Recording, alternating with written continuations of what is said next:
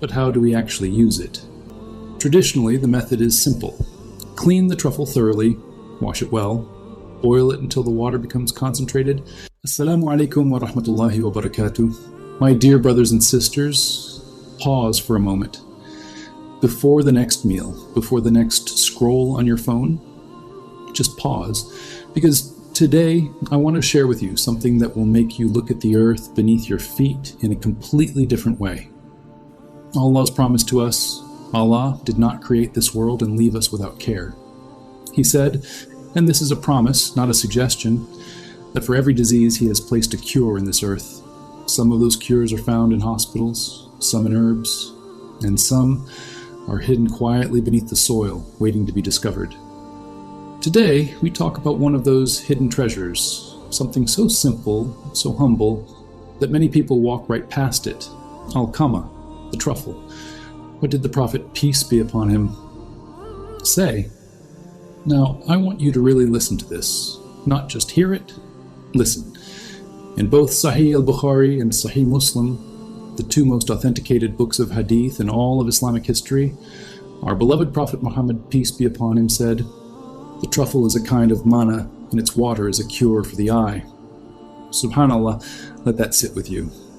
The Prophet, peace be upon him, who had no laboratory, no microscope, no research grant, pointed to a mushroom growing from desert sand and said, "Its water heals the eyes."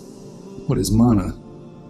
Some of you may wonder, what does manna mean here? You know the story of the children of Israel, yes? When they were wandering, Allah sent them food from the sky, food that required no planting, no irrigation, no human effort. It simply came. The truffle is like that. After the rains fall, and only after the rains, it pushes up through desert soil on its own. No farmer planted it, no one watered it. It is a direct gift from Allah's mercy upon the earth. The Prophet, peace be upon him, made this connection deliberately. He was telling us, this is not ordinary food. This is special provision. What about the science? Now, and I love this, watch how the Sunnah and knowledge walk hand in hand. Scholars of Islamic medicine, particularly the great Ibn al-Qayyim al-Jawziyah, wrote extensively about the benefits of the truffle centuries ago.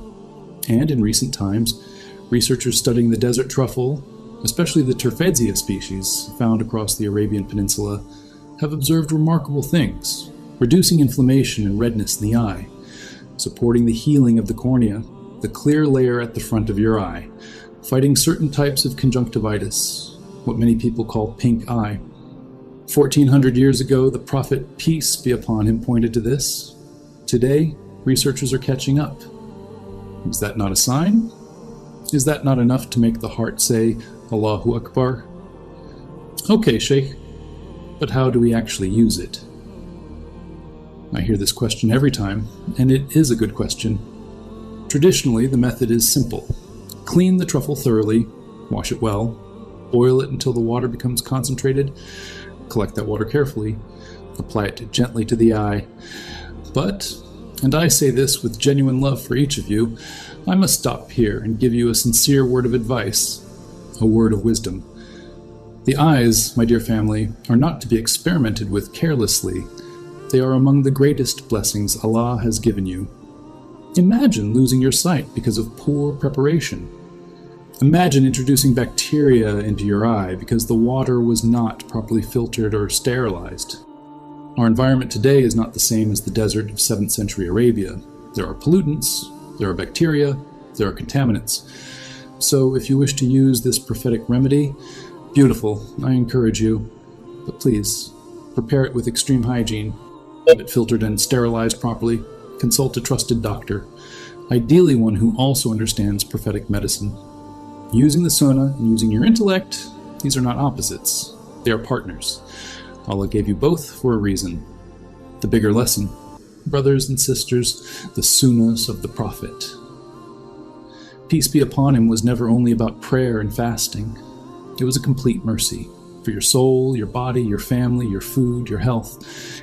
Every time science discovers what the Prophet, peace be upon him, already told us, it should increase us in certainty, not arrogance, certainty and humility and gratitude. All healing, from the truffle, from the doctor, from the pharmacy, comes from one source only. It comes from Allah. May Allah grant us all health in our bodies, clarity in our vision, a deep and loving connection to His creation. Jazakumullahu khairan. Wassalamu alaikum wa rahmatullahi wa barakatuh.